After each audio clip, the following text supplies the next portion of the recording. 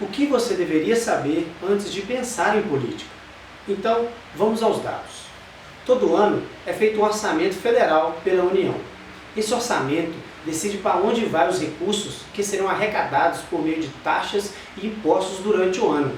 Ou seja, é um orçamento que decide a porcentagem que será repassada a cada setor público. Até aí tudo bem. Temos que ter planejamento, isso é a base de qualquer estrutura administrável. Só que tem um porém.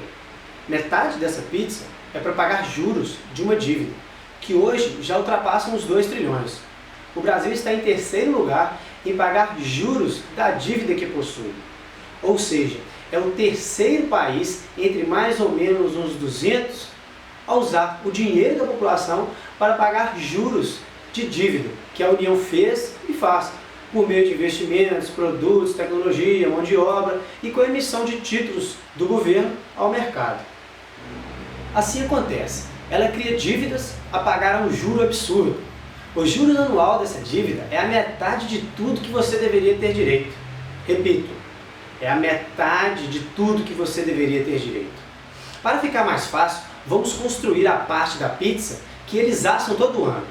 Agora, depois de separar a metade deles, vamos dividir a nossa outra metade para todos os nossos direitos e deveres que temos de usar e preservar. Não entendeu? Então vamos desenhar. Um tanto bom para a Previdência Social, um pouco bom para os estados, municípios e a outra rebarba fica para os outros 26 setores. E agora vem a história da outra metade. Gente, da outra metade da pizza nós não vamos sentir nenhum cheiro, pois essa outra metade vai ser para pagar juros da dívida, somente juros da dívida pública. Alguns especialistas na área dizem que essa dívida foi feita para não ser paga, e outros dizem que ela não atrapalha em nada. O que eu estou querendo dizer é que nós não precisamos de fazer dívidas com outros países nem organizações. Temos tudo o que precisamos bem aqui. Somos ricos em qualquer tipo de material ou espécie que você quiser qualificar. Nós temos um país rico em matéria-prima, mão de obra, tecnologia. Nós devemos inovar, criar, construir para nós e não se submeter a esse mercado globalizado que se aproveita de países em subdesenvolvimento para sugar deles enquanto houverem recursos. Isso já vem acontecendo há muito tempo. É só você pesquisar por dívida pública do Brasil.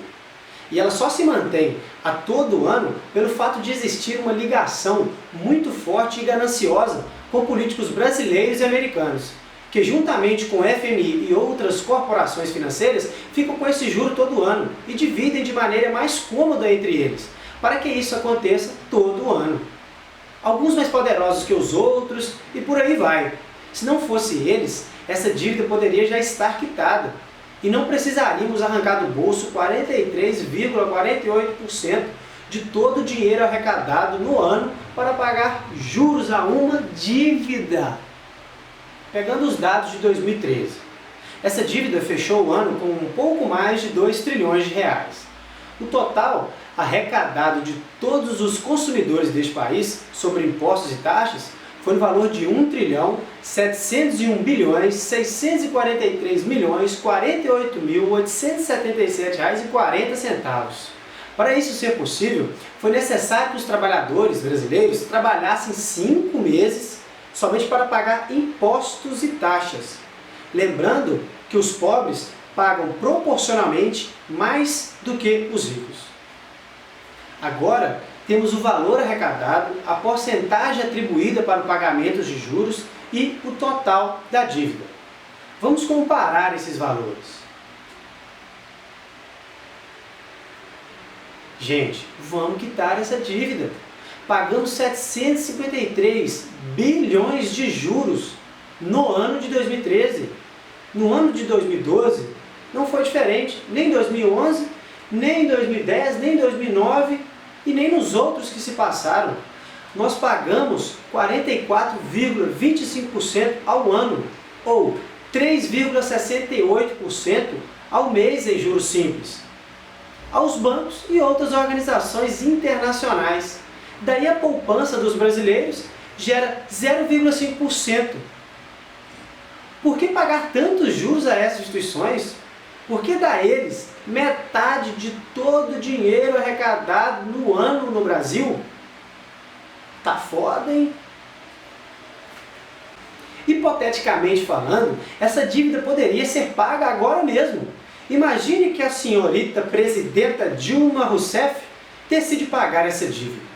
Ela emitiria 2 trilhões em títulos do Tesouro Nacional, com data de vencimento e taxa já fixada em 3,68%, a mesma que eles pagam às instituições internacionais, para qualquer habitante que reside no Brasil. Assim, os possuidores de poupança, os empresários ou os investidores iriam comprar esses títulos com o objetivo de faturar nos juros. E pronto, a dívida foi paga e os juros ainda continuam na mão dos brasileiros. Isso sim seria bom, porque daí pelo menos o dinheiro ficaria no país e teríamos as duas metades da pizza para investir em nós mesmos. Quase metade de todo o dinheiro arrecadado todo ano se destina a pagar juros, somente juros dessa dívida. Repito, juros dessa dívida. Imagine se essa dívida não existisse. Essa outra metade viria exatamente para nós mesmos. Primeiramente e mais importante, educação. Seria o dobro melhor, com mais o dobro de escolas, com o dobro de alunos estudando e o dobro de pessoas menos ignorantes e aptas a entender isso que eu estou falando. Segundo, saúde. Seria o dobro melhor, com o dobro de postos de atendimento, com o dobro de hospitais, com o dobro de médicos e o dobro de pessoas sendo beneficiadas e atendidas. Agora, imaginem só, se tudo que temos acesso pelo Estado fosse o dobro melhor. O dobro melhor. Cultura, lazer, esporte, trabalho, habitação, saneamento, gestão ambiental, comércio e serviços, segurança, transporte, assistência social, energia, ciência, tecnologia, comunicação e indústria. Tenho algo mais para falar sobre a indústria. A indústria. As grandes indústrias são fodas. Arrancam quase tudo que temos no Brasil e exporta para a China. Ela faz o grosso com o trabalho de crianças, trabalho escravo, e manda para os Estados Unidos.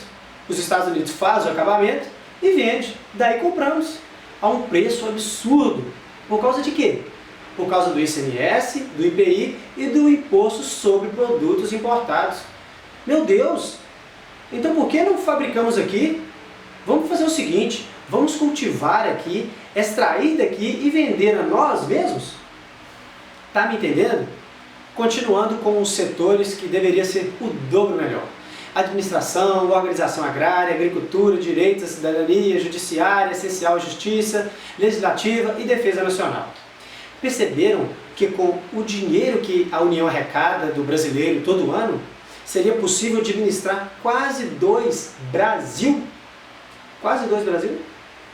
E ainda privatiza BR, estádio de futebol, aeroportos e outras coisas mais, construídas com dinheiro público, que depois de feita a base e o grosso com o nosso dinheiro, maquiam, colocam filas e nos cobram um valor absurdo por aquilo que nós mesmos construímos.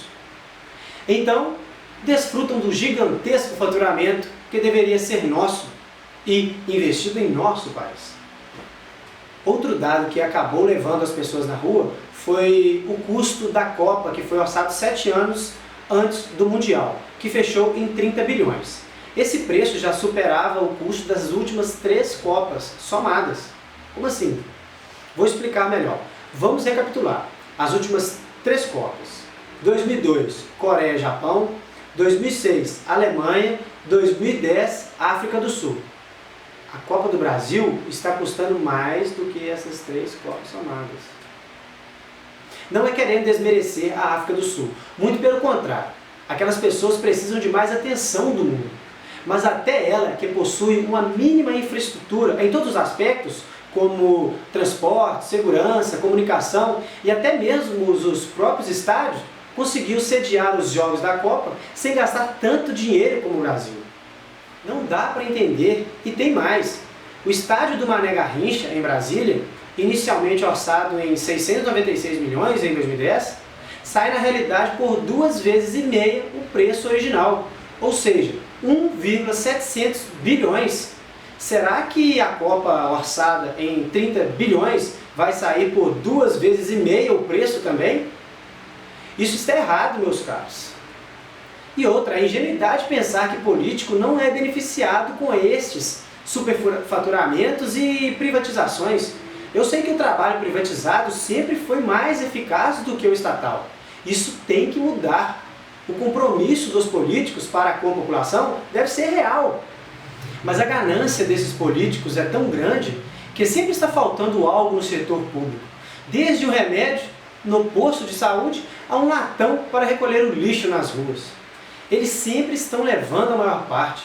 Eles não querem nem saber do que o povo pensa. Aliás, eles sempre querem a ignorância total do povo e a alienação com a TV e suas programações, para mostrarem um falso país, uma falsa administração, uma falsa cultura, uma falsa nação, que não tem nada a ver com aquilo que se passa na televisão.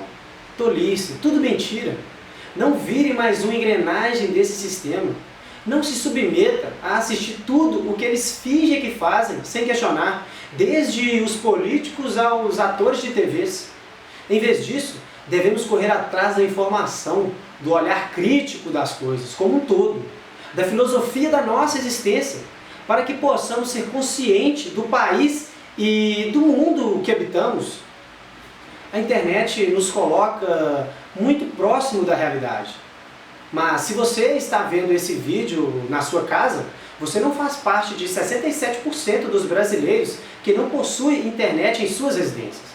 Você faz parte dos 33% que tem esse acesso no Brasil. Mesmo tendo uma abrangência relativamente fraca, é um meio de comunicação livre. Precisamos mudar nossa forma de pensar a respeito do mundo e da humanidade. Nós precisamos nos mexer e tentar mudar esse sistema falho, mentiroso, antiético, corrompido, porque talvez assim possamos alcançar algum dia a felicidade. A verdade precisa ser dita, a realidade deve ser colocada em pauta. Só assim será possível criar soluções. Entreter, ludibriar, mentir, enganar não vai nos levar a lugar nenhum.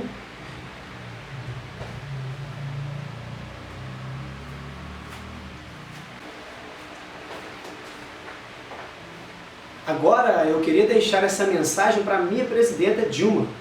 Nós jovens estamos querendo mudar esse Brasil e com a sua ajuda vai ficar muito mais fácil. Assim não vai ter manifestações, não vai ter sangues nas ruas, não vai ter gente morta. As coisas vão ser muito mais rápidas e sérias. Nós precisamos da sua ajuda. Nós estamos implorando por um país melhor. Valeu, galera. Espalhem isso para o Brasil, porque o Brasil precisa de ver e escutar muitas verdades. Valeu!